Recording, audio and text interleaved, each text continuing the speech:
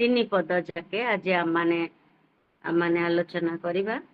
ସେ ସ୍ଥାନରେ ଏ ପ୍ରକାର ଲେଖାଯାଏ, ଦାଉଦଙ୍କର ଗୀତ ସେ ଜିହୁଦା ପ୍ରାନ୍ତରରେ ଥିବା ବେଳେ ରଚିତ। ହେ ପରମେଶ୍ୱର, ତୁମ୍ଭେ ମୋହର ପରମେଶ୍ୱର, ଯତ୍ନରେ ମୁଁ ତୁମ୍ଭର ଅନ୍ୱେଷଣ କରିବି।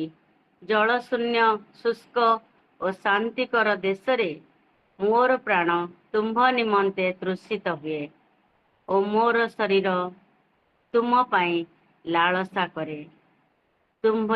ତେଣୁ ତୁମ୍ଭର ପରାକ୍ରମ ଓ ଗୌରବ ଦେଖିବା ପାଇଁ ମୁଁ ପବିତ୍ର ସ୍ଥାନରେ ତୁମ୍ଭ ପ୍ରତି ଚାହିଁ ରହିଅଛି।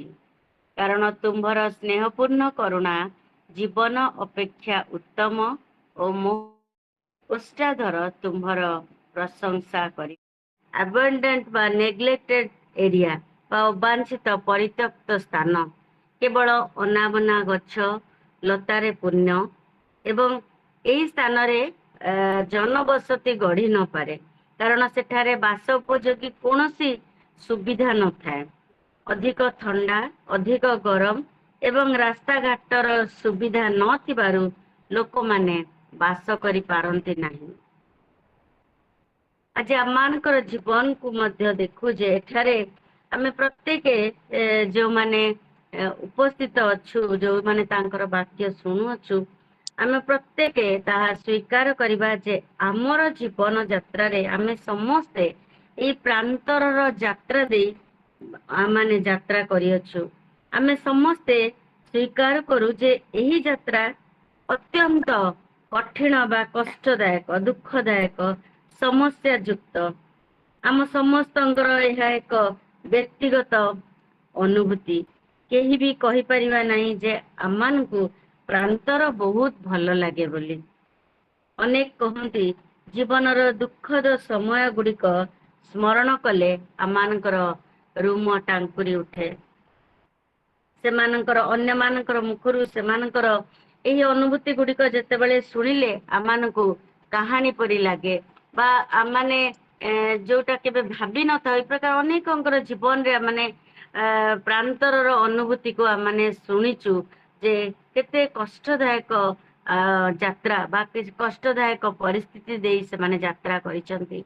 ଆମ ପ୍ରତ୍ୟେକଙ୍କର ଜୀବନରେ ଈଶ୍ୱର ଏହି ପ୍ରାନ୍ତରର ଅନୁଭୂତିର ମୁହୂର୍ତ୍ତକୁ ଦେଇ ଯାତ୍ରା କରିବା ପାଇଁ ଆମମାନଙ୍କୁ ଅନୁମତି ଦିଅନ୍ତି, ଯେପରି ଆମେ ଏକ ପରଫେକ୍ଟ ଜୀବନ କାଟି ପାରିବା। ସେଥିପାଇଁ ସେ ଆମମାନଙ୍କୁ ଏଇ ଯାତ୍ରା ଦେଇ ଯିବାକୁ ଆମମାନଙ୍କୁ ଅନୁମତି ପ୍ରଦାନ କରନ୍ତି। ଆଜିର ଯେତେବେଳେ ଏଇ ଅଂଶଟିକୁ ଆମମାନେ ପଢୁଥିଲୁ, ଆପଣମାନଙ୍କ ସମ୍ମୁଖରେ ପଢାଗଲା ଯେ ଦାଉଦ ଜିହୁଦାର ପ୍ରାନ୍ତରରେ ଥିବା ସମୟରେ ଏହା ଲେଖିଅଛନ୍ତି। ଦାଉଦଙ୍କର ଅନୁଭୂତି ଆମେ ସମସ୍ତେ ଦାଉଦଙ୍କର ଜୀବନ ବିଷୟରେ ଭଲ ଭାବରେ ଜାଣୁ। ତାହା ମାନେ ଆମମାନଙ୍କୁ ସ୍ମରଣ କରିବା ପାଇଁ ଚୁମ୍ବକରେ ମୁଁ କୁହେ, ସେ ଏକ ମେଣ୍ଢା ଚରାଳି ଥିଲେ। ଆମେ ସମସ୍ତେ ଜାଣୁ ଯେତେବେଳେ ସାମୁଏଲ ଈଶ୍ୱରଙ୍କର ଆଜ୍ଞା ଅନୁଯାୟୀ ଇସ୍ରାଏଲ ମାନଙ୍କର ନିମନ୍ତେ ରାଜା ମନୋନୀତ କରିବା ନିମନ୍ତେ ଯିଶିଙ୍କର ଗୃହକୁ ଯାଉଛନ୍ତି। ପ୍ରଥମ ସାମୁଏଲ ତାର 16 ପର୍ବ ଯଦି ଦେଖୁ ଯେ ସବୁ ପୁତ୍ର ମାନେ ତାଙ୍କର ଘରେ ଅଛନ୍ତି, କିନ୍ତୁ ଦାଉଦ ବାପାଙ୍କର ମେଣ୍ଢା ପଲକୁ ନେଇ ପ୍ରାନ୍ତରକୁ ଯାଇଥିଲେ। ସେ ଜଣେ ମେଣ୍ଢା ଚରାଳି ବାଳକ ଈଶ୍ୱରଙ୍କର ମନୋନୀତ ବ୍ୟକ୍ତି ହୋଇଥିଲେ। ଈଶ୍ୱର ତାଙ୍କୁ ହିଁ ଅଭିଷିକ୍ତ କରିଥିଲେ। କଣ ପାଇଁ? ପ୍ରାନ୍ତର ଦାଉଦଙ୍କର ନିମନ୍ତେ ଈଶ୍ୱରଙ୍କର ଗୋଟେ ଶିକ୍ଷା କ୍ଷେତ୍ର ଥିଲା। ସେଠାରେ ସେ ଅନେକ ବିଷୟ ଶିକ୍ଷା କରିଥିଲେ।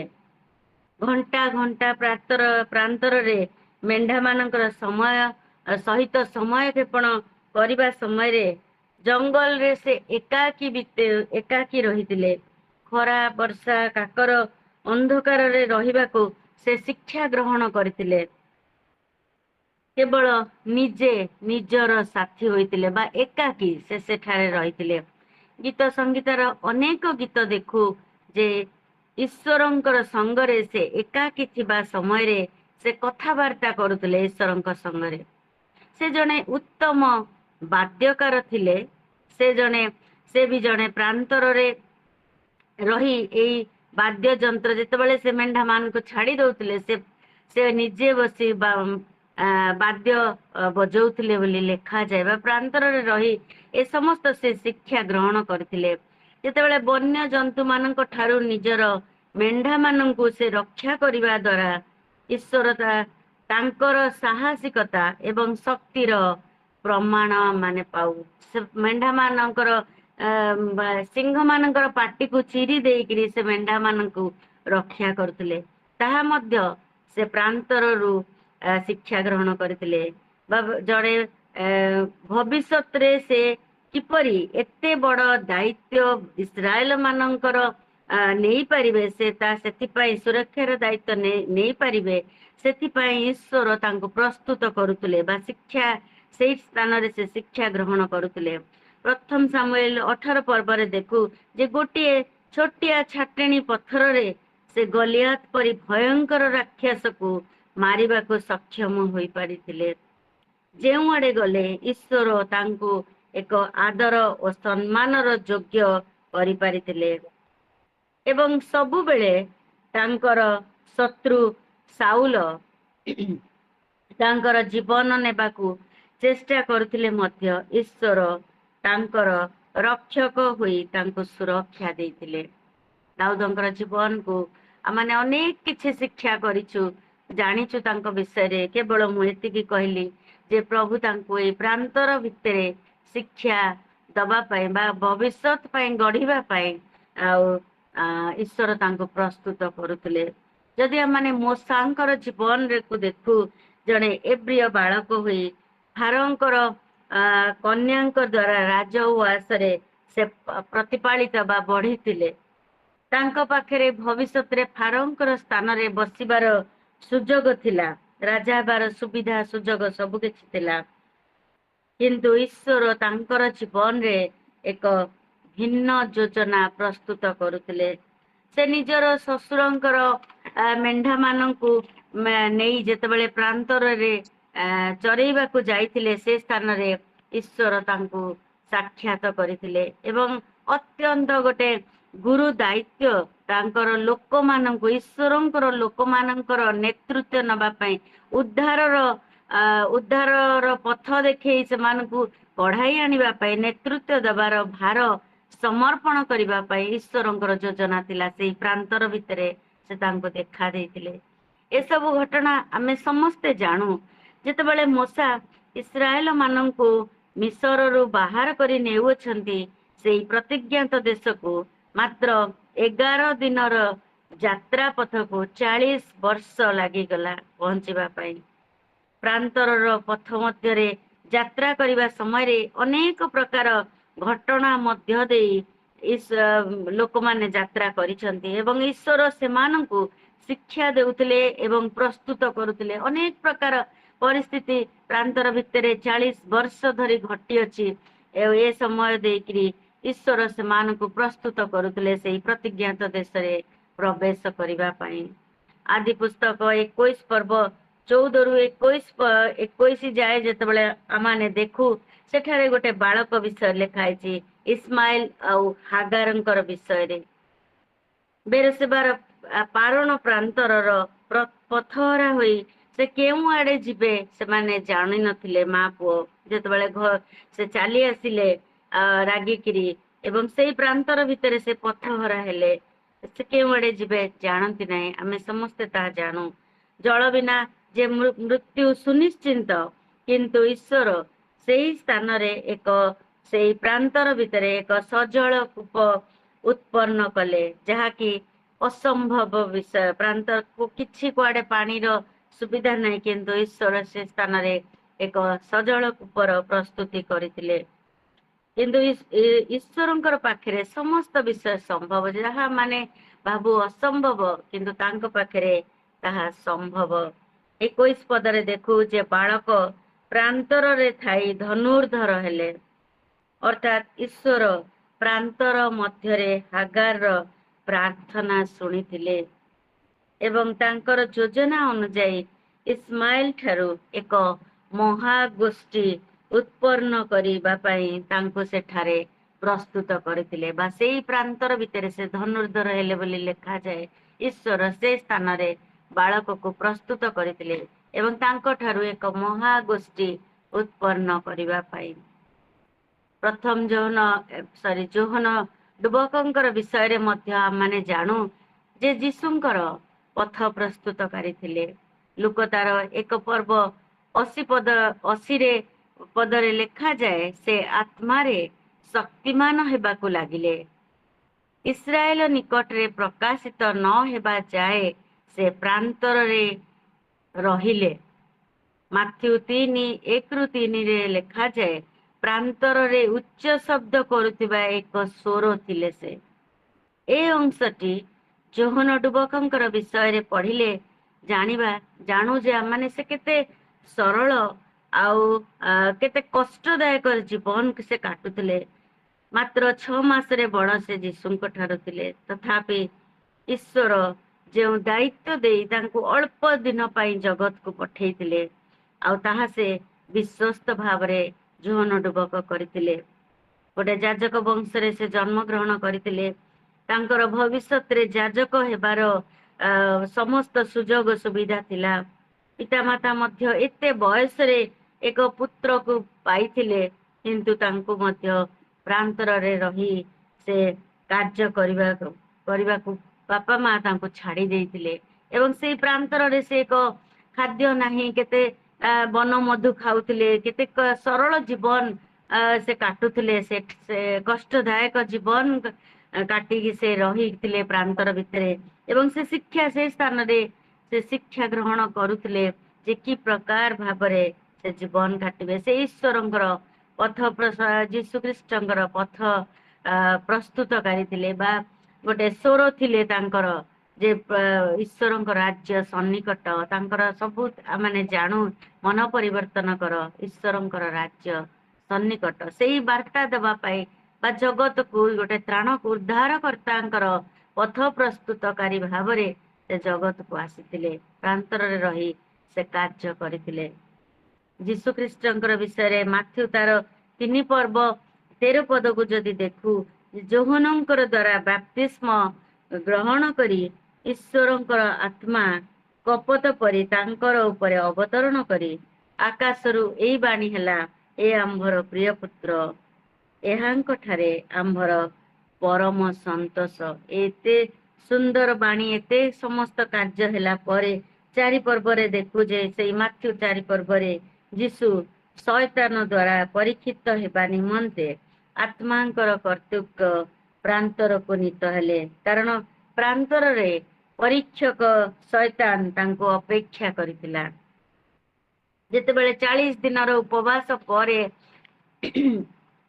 ସେ କ୍ଷୁଧିତ ହେଲେ, ସେତେବେଳେ ଶୟତାନ ତାଙ୍କୁ ପରୀକ୍ଷା କରୁଅଛି। ଯେତେବେଳେ ସେ କ୍ଷୁଧିତ ଜାଗତିକ ଭାବରେ କ୍ଷୁଧିତ ହେଲେ, ସେତେବେଳେ ହିଁ ଶୟତାନ ତାଙ୍କୁ ସେ ପରୀକ୍ଷା କରୁଅଛି। ତାପରେ ଆମେ ଜାଣୁ ଯେ ଶୟତାନ ତାଙ୍କୁ ବିଭିନ୍ନ ଉପାୟରେ ପରୀକ୍ଷା କରୁଛି, କିନ୍ତୁ ତାଙ୍କୁ ଫାନ୍ଦରେ ପକାଇବାକୁ ଚେଷ୍ଟା କରୁଛି, କିନ୍ତୁ ସେ ଈଶ୍ୱରଙ୍କର ସାହାଯ୍ୟରେ, ଈଶ୍ୱରଙ୍କର ବାକ୍ୟ ଦ୍ଵାରା ସେ ସେଇ ସବୁଥିରେ ଉତ୍ତୀର୍ଣ୍ଣ ହଉଛନ୍ତି। ପିତା ଈଶ୍ୱର ଜାଣିଥିଲେ ଯେ ତାଙ୍କର ପୁତ୍ର କୌଣସି ପ୍ରକାରେ ଶୟତାନର ଜାଲରେ ପଡିବ ନାହିଁ। ତଥାପି ମଧ୍ୟ ସେଇ ପରିସ୍ଥିତି ତାଙ୍କର ଜୀବନରେ, ତାଙ୍କ ପୁତ୍ରଙ୍କର ଜୀବନରେ ସେ ଅନୁମତି ଦେଇଥିଲେ। ଏହିପରି ଆମେ ଅନେକ ବାଇବେଲର ଉଦାହରଣ ଗୁଡିକ ଆମେ ଦେଖୁ ଯେ ଯେଉଁମାନେ ପ୍ରାନ୍ତରରେ ରହି ବିଜୟ ଲାଭ କରିଛନ୍ତି। ତେଣୁ ପ୍ରାନ୍ତର ଆମ ସମସ୍ତଙ୍କ ପାଇଁ ଏକ ଶିକ୍ଷା କ୍ଷେତ୍ର ଅଟେ। ଏଇ ସମସ୍ତ ଉଦାହରଣ ଗୁଡିକ ଦେଖିଲୁ ଯେ ପ୍ରାନ୍ତର ସେମାନଙ୍କର ଜୀବନରେ ଏକ ଶିକ୍ଷା କ୍ଷେତ୍ର ଥିଲା। ଅନେକ ସମୟରେ ଆମେ ଏଇ ଜଗତରେ ଦେଖୁ ଈଶ୍ୱରଙ୍କର କେତେ ଦାସ ଦାସୀ ମାନଙ୍କର ଜୀବନରେ ଏକ ଭୟଙ୍କର ପରିସ୍ଥିତି ଦେଇ ସେମାନେ ଯାତ୍ରା କରନ୍ତି।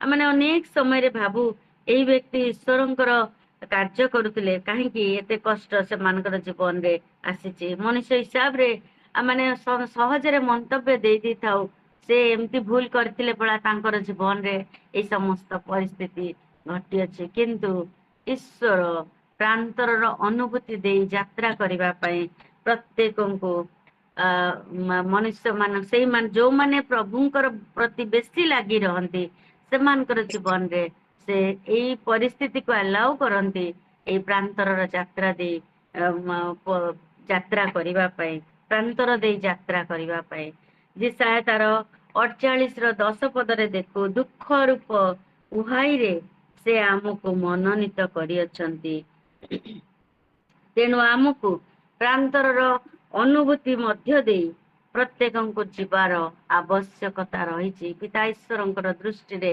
ଏ ସମସ୍ତ ବିଷୟ ଆମମାନଙ୍କ ପାଇଁ ଯୋଜନା ରହିଅଛି। ଯଦି ଆମମାନେ ଗୋଟେ ବଣିଆର ଗୃହକୁ ଆମମାନେ ସମସ୍ତେ ଯାତ୍ରା କରି ଯାଇଥିବା ଦେଖିଥିବା ଯେ ବଣିଆ ଯେ ପର୍ଯ୍ୟନ୍ତ ସେଇ ତାର ଖାଦ ବାହାରିନି ସେଇ ରଡ ନିଆଁରେ ସେ ତାର ସୁନାକୁ ପକେଇଥାଏ ଏବଂ ତାର ସେଇ ନିଆଁକୁ ଆହୁରି ଆହୁରି ତେଜ କରିଥାଏ ଆହୁରି ଆହୁରି ଜଳେଇଥାଏ ଯେମିତି ସେ ଶୁଦ୍ଧ ସୁବର୍ଣ୍ଣ ପିଓର ସେ ଖାଦ ମୁକ୍ତ ସୁନା ପାଇବ ତାପରେ ଯାଇକିରି ସେ ସେଥିରୁ ଅର୍ଣ୍ଣାମେଣ୍ଟ ବା ମାନେ ଗହଣା ସେ ବନେଇଥାଏ। ଯଦି ଗୋଟେ ଗହମ ମଞ୍ଜି କୁ ଦେଖୁ ଆମେ କେହି ଗହମ ମଞ୍ଜି ଆଣିକି ଖାଉନୁ ଗହମ ମଞ୍ଜି କେତେ କଷ୍ଟକର ପରିସ୍ଥିତି ଦେଇ ଯାତ୍ରା ତାକୁ ଆସେ ତାକୁ ବଛା ହୁଏ ତାକୁ ଧୁଆ ହୁଏ ବଛା ହବ ତାପରେ ଶୁଖା ହୁଏ ତାପରେ ସେଟା ମିଲ୍ କୁ ଯାଏ ପେଶା ହୁଏ ସେଇ ମଞ୍ଜି ପେଶିଲା ପରେ ସେଥିରୁ ଯୋଉ ଅଟା ବାହାରେ ସେଥିରୁ ରୁଟି କରିକିରି ଆମେ ସମସ୍ତେ ଖାଇଥାଉ। କଷ୍ଟକର ପରିସ୍ଥିତି ଦେଇ ଏ ସମସ୍ତ ବିଷୟ ହେଲା ପରେ ତାହା ମାନେ ଜଗତ ଦେଖେ ଯେ ଆମେ କେତେ ପରଫେକ୍ଟ ସେଥିପାଇଁ ପ୍ରଭୁ ଆମମାନଙ୍କୁ ଏ ସମସ୍ତ ପରିସ୍ଥିତି ଦେଇ ଯାତ୍ରା କରିବା ପାଇଁ ଅନୁମତି ଦିଅନ୍ତି। ଯେତେବେଳେ ଆମମାନଙ୍କୁ ପ୍ରାୟ 4-5 ବର୍ଷ ତଳେ ଆମମାନଙ୍କର ଇଏରେ ଯୋଉ ମହାମାରୀ କୋଭିଡ ର ବିଷୟ ଆମେ ସମସ୍ତଙ୍କର ଜୀବନରେ ସେଇ ଅନୁଭୂତି ରହିଛି କି ଭୟଙ୍କର ଅନୁଭୂତି ସେତେବେଳେ ପ୍ରତ୍ୟେକ ଦିନ ଆମମାନେ ଭୟରେ ବଞ୍ଚୁଥିଲୁ ସେଇ ପ୍ରାନ୍ତରର ଯାତ୍ରା ଆମ ସମସ୍ତଙ୍କ ପାଇଁ ଏକ ଅବିସ୍ମରଣୀୟ ଜୀବନ ଥିବା ଯାକେ ଆମମାନଙ୍କର ତାହା ସ୍ମରଣରେ ରହିବ ଯେ ଆମମାନେ କି ପ୍ରକାର ଭାବରେ ଯାତ୍ରା କରିଅଛୁ ଆମମାନେ ଯେ ରକ୍ଷା ପାଇଛୁ ପ୍ରଭୁଙ୍କର ସେଇ ଅନୁଗ୍ରହ ଆଶୀର୍ବାଦରେ ଏବଂ ପ୍ରତ୍ୟେକ ମୁହୂର୍ତ୍ତ ଆମ ପ୍ରତ୍ୟେକଙ୍କର ପାଇଁ ଏକ ଭୟଙ୍କର ବା ଭୟଭୀତର ସମୟ ଥିଲା। ସେଇ ସମୟ ଆମ ପ୍ରତ୍ୟେକଙ୍କର ବିଷୟ ପାଇଁ ଏକ ଶିକ୍ଷା କ୍ଷେତ୍ର ଥିଲା। ଆମମାନଙ୍କର ଜୀବନରେ ଆମେ ଦେଖିଛୁ ପ୍ରତ୍ୟେକ ଦେଖିଛୁ ମୃତ୍ୟୁ ଅତି ପାଖରୁ ଆମେ ସମସ୍ତେ କେତେ ଆମମାନଙ୍କର ପ୍ରିୟଜନ ମାନଙ୍କୁ ପରିବାର ମଧ୍ୟରେ ସମସ୍ତ ହରେଇଛୁ ପ୍ରଭୁ କିନ୍ତୁ ପ୍ରଭୁ ଆମମାନଙ୍କୁ ଅନେକ କିଛି ବିଷୟ ସେ ସମୟରେ ଆମମାନେ ଶିକ୍ଷା ଗ୍ରହଣ କରିଛୁ। ଏଇ ଜୁମ୍ ୟୁଟ୍ୟୁବ ଏ ଯୋଉ ଟେକ୍ନିକାଲ ବିଷୟ ଗୁଡିକ ସେଇ ସମୟରେ ଆମମାନେ ଶିକ୍ଷା ଗ୍ରହଣ କରିଛୁ। ମୁଁ ମଧ୍ୟ ମୋ ନିଜର ଜୀବନରେ କହେ ମୁଁ ଯେତେବେଳେ ସେ ସମୟରେ ଏକା ବସିଥାଏ ଆଉ କୁଆଡେ ବାହାରେ ଯିବାର ନାହିଁ କିଛି ନାହିଁ ମତେ ଏତେ ମାନେ ବ୍ୟସ୍ତ ଲାଗେ ସବୁବେଳେ ଚର୍ଚ୍ଚ ସହଭାଗିତା ବନ୍ଧୁ ମାନେ ଯିବା ଆସିବା ପିଲାମାନେ ସବୁ ବାହାରେ ଆଉ ଯେତେବେଳେ ମୋର ସ୍ୱାମୀ ମଧ୍ୟ ଘରେ ବସି ତାଙ୍କର କାମ କରୁଥିବା ସମୟରେ ମୁଁ ଯେତେବେଳେ ଏକା ବସେ ମତେ ଏତେ ମାନେ ଦୁଃଖ ଲାଗେ କେତେ କଷ୍ଟ ଲାଗେ ସେ ସମୟରେ ମଧ୍ୟ ମୁଁ ଖାତା ପେନ୍ ଆଣିକିରି ମୋର ଲେଖିବା ଆରମ୍ଭ କଲି ଆଉ ଯେତେବେଳେ ମୁଁ ବହୁତ କିଛି ଲେଖିଲି ଆଉ ସେତେବେଳେ ମୁଁ ମୋର ଯେତେବେଳେ ପ୍ରିୟଜନ ମାନେ ମୋର ଶୁଣନ୍ତି ତୋ ଭିତରେ ମୁଁ କହିଲି ନାଇଁ ଏଇ ସମୟ ଯେତେବେଳେ ପରିସ୍ଥିତି ମୋ ଜୀବନରେ ଆସିଲା ସେତେବେଳେ ମୁଁ ନିଜେ ବି ଜାଣିନଥିଲି ଯେ ପ୍ରଭୁ ମତେ ଏଇ ସମସ୍ତ ଦାନ ମଧ୍ୟ ଦେଇଛନ୍ତି। ସେଇ ସମୟରେ ମଧ୍ୟ ମୁଁ ନିଜକୁ ଆବିଷ୍କାର କଲି ଏ ପ୍ରକାର ଭାବରେ ଆମମାନଙ୍କର ଜୀବନରେ ଅନେକ ଅଳ୍ପ ବହୁତ ଅନୁଭୂତି ଥିବ ଯେ ପ୍ରାନ୍ତର ଆମମାନଙ୍କୁ ବା ଦୁଃଖକର ପରିସ୍ଥିତି ବା ସମସ୍ୟା ଆମକୁ ଅନେକ ବିଷୟ ଗୁଡିକ ଶିକ୍ଷା ଦେଇଥାଏ।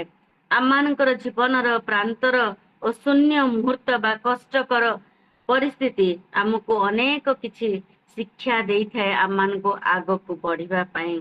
ଏ ସ୍ଥାନରେ ମୁଁ ଜଣଙ୍କର ବିଷୟରେ ଉଦାହରଣ ଟିକେ ଦବାକୁ ଚାହେଁ ଯେ ଆମମାନେ ସମସ୍ତେ ଜାଣିଥିବା ଯେ ବେନି ପ୍ରସାଦଙ୍କ ବିଷୟରେ ଯେତେବେଳେ ମୁଁ ତାଙ୍କର ଜୀବନକୁ ପଢୁଥିଲି ଆଉ ତାଙ୍କୁ ସେ 256ଟା ଦେଶକୁ ନିଜର ଟେଷ୍ଟିମନି ସେୟାର କରିବା ପାଇଁ से यात्रा करथिले तांकर लाइफ को जेतेबेले माने देखू जने से पाठ पढ़ु नथिले मेंटली से बहुत हारास थिले तांकर बापा जेतेबेले गोटे बहुत बड़ एरोनॉटिक इंजीनियर थिले से चाहूतले जे मो पुओ मध्य मो परी जने हेउ बोली सेति पई से तांकर सबु चेष्टा पुओ को बड़ मनीष करबा पई लागि पड़िथिले किंतु पुओर पाठ पढ़ा हो नतला सबु आडे से फेल होउतले आ जेतेबेले बापा देखिले तांकर अन्य पिला माने एते एजुकेटेड आ सबु किंतु तांकर एई पुओटी कोनोसी कार्य जोग्य नुहे से सेतेबेले तांकर पुतो द्वारा किछि हे परिबनी जेतेबेले स्कूल को जाउतले फेल होउतले स्कूल मास्टर टीचर कहउतले जे तो द्वारा किछि हे परिबनी एई प्रकार भाबरे से मेंटली पूरा हारास हेकि रहितले किंतु जेतेबेले से तांकर आजमा मध्य थिला आ रॉन्ग ट्रीटमेंट द्वारा तांकर से लंग्स पूरा नष्ट हो जाइतिला तांकर से पूरा तांकर स्केलेटन दुस्तला एते दुर्बल हो जाइतिले स्कूल रे गिटार म्यूजिक स्कूल रे एडमिशन दबा पई पाठ तो हलानी हेले म्यूजिक पढु को किंतु सेठी मध्य तांकर अंगुठी गुडी को जेतेबेले बंका हो जाइतिला गिटार मध्य से बजाई पार नतले सेठु मध्य से विदाय हेले एई प्रकार हारासमेंट भितरे से यात्रा करतिबा समय रे ईश्वर से निजको सकाळ पाइले निजको गोटे दिन राति रे से सोइछंती आ इच्छा से भाबुचंती मु काली सकाळ पाइले निजर जीवन को हारी देबी काहे के जीवन रे बंची मोर किछि लाभ नै किंतु से राति रे ईश्वर तांको कथा कहिदिले आ से कहिले जदि तुमे सत्य परमेश्वर ताले तुमे मते देखा दियो आ मोर जीवन को संपूर्ण परिवर्तन कर दियो एवं मु तुम पाई बंचिबा पाई चाहे एवं तापर मुहूर्त ठारू से आगु को बढ़ी चंती पछको अनै नांती ईश्वर तांको व्यवहार करथिले God can use every broken pot जेते बेले हम माने भांगी जाऊ निज को नम्र करू सरल करू सेते बेले ईश्वर आम मान को व्यवहार करती आ परिस्थिति आम मान जीवन रे आसे जिते बड़े आम मान जीवन रे ए प्रांतर अनुभूति आम मान जीवन रे आसे प्रांतर यात्रा आसे सेते बड़े आम माने निजर जीवन को भांगीबा पाए आम मान को प्रभु साहाय्य करती जिते बड़े आम माने प्राचुर्यता भितर थाऊ सब किछि भल थाए सब किछि उत्तम थाए सेते बड़े आम मान को किछि दुसेनी आम माने मु बहुत भल मु सब किछि सब उत्तम एई प्रकार अनुभूति आम मानकर जीवन रे आसे किंतु जेते बेले आम मानकर जीवन रे प्रांतर अनुभूति आसे सेते बेले आम माने ईश्वरंकर पई व्यवहार हेबा पई ईश्वर आम मान को सहाय्य करंती आम माने मध्य बेनिंकर जीवन रे देखिलु जे जेते बेले से हरासमेंट हे गेला जेते बेले से निज को भांगिले जेते बेले समस्त परिस्थिति आसिला सेते बेले से ईश्वर तांको व्यवहार करिथिले एवं तांकर से गिटार से एवं तांको टेस्टिमनी 2023 साल रे से भुवनेश्वर यूनियन चर्च को आसीथिले आमे समस्ते प्राय तांको देखा करिबा पई सुयोग पाइछु किंतु प्रभु ए प्रकार जने मनीष को एते उच्च स्थान को स्थापन कले जे ताहा आम मानक पई गोटे आदर्श जीवन वाक्य रे मध्य माने देखू केते आदर्श जीवन आम मानकर पाखरे रही अछि ईश्वर मते आ आपण माननकु मध्य चाहंती जे आमे समस्ते जो दुख कष्ट समय आम मानकर जीवन रे आसीची जे समस्या गुडी को आसीची अनेक माने भांगी पडू किंतु मोर प्रिय माने भांगीबा पाई नहे किंतु ईश्वर आम मान को गढ़ीबा पाई से समय टी को दियंती जेंति आम माने निज को गढ़ीबु ईश्वरंकर निमंते ताहा केवल आमको ईश्वरंकर पाई शक्ति युक्त करिबा पाई एवं अन्य मानकर निकटरे ईश्वरंकर साक्ष्य बहन करिबा पाई आम मान को ईश्वर प्रस्तुत करंती तेणु आम मानकर जीवन रे ए प्रांतर अनुभूति जेते बेले आसे आम माने ईश्वरंक पाई शक्ति युक्त भाव रे व्यवहृत होबा पाई ईश्वर आम प्रत्येकंकर जीवन रे चाहंती ईश्वर आजिर ए सुंदर एवं छोटिया चिंता रे मु विश्वास करे मु आपण माने समस्ते एवं मु मध्य आज उपकृत होइछु प्रभु आम समस्त को कथा कहिसंते बोले मु विश्वास करी पुनर्बार धन्यवाद दोछि आपण मान। ନମସ୍କାର। ଆମେନ୍।